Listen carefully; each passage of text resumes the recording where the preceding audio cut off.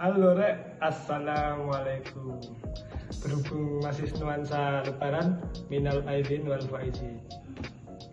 Saya Maulana Maulidin Al-Fauzi dari Prodi Sosiologi UIN Sunan Kalijaga mendapatkan tugas dari dosen saya, dosen pengampu teori sosiologi kontemporer, yaitu beliau Bapak Bernardo Sucipto, untuk membahas tentang produk atau praktik postkolonialisme. Objek yang saya ambil adalah estetika kafe bergaya kolonial yang sangat relevan dengan kehidupan anak muda perkotaan saat ini. Kali ini saya ingin mengajak teman-teman sekalian untuk berpikir, gimana sih jika tempat nongkrong kita yang estetik itu ternyata adalah bekas kolonialisme? Mari kita bahas. Coba teman-teman ingat, berapa kali teman-teman nongkrong di kafe yang punya bangunan tua, jendela tinggi, lantai tegel, pokoknya yang bernuansa klasik. Banyak sekali di Indonesia. Saya menemukan ada di Jogja, ada di Jakarta, di Sidoarjo, Bogor, dan banyak lagi. Kafe-kafe ini menjual suasana tempo dulu, tapi dalam versi yang estetik dan instagramable. Padahal bangunan tua itu dulu adalah bekas rumah tuan Belanda, kantor VOC, atau administrasi kolonial. Sekarang sudah menjadi tempat ngopi 30.000 segelas. Muncullah pertanyaan dalam benak saya, apakah kita sedang menikmati arsitektur atau tanpa sadar sedang meromantisasi penjajahan?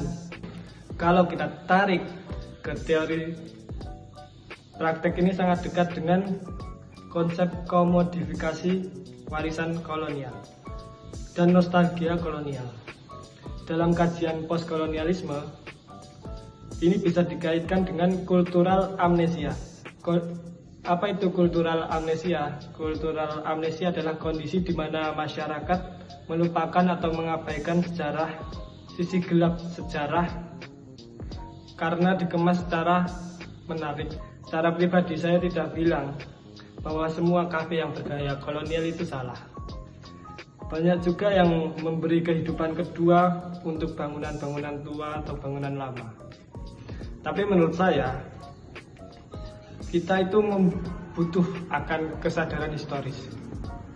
Minimal ada informasi kecil mengenai sejarah gedung yang kita tempati untuk nongkrong itu.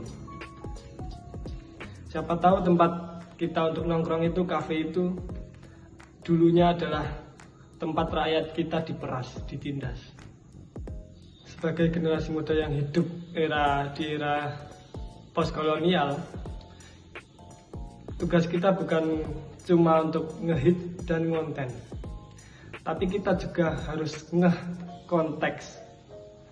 Jangan sampai kita mengkonsumsi budaya sampai lupa akan sejarah kita. Jadi, inti dari pembahasan yang saya sampaikan tadi adalah kita harus sadar untuk melek sejarah.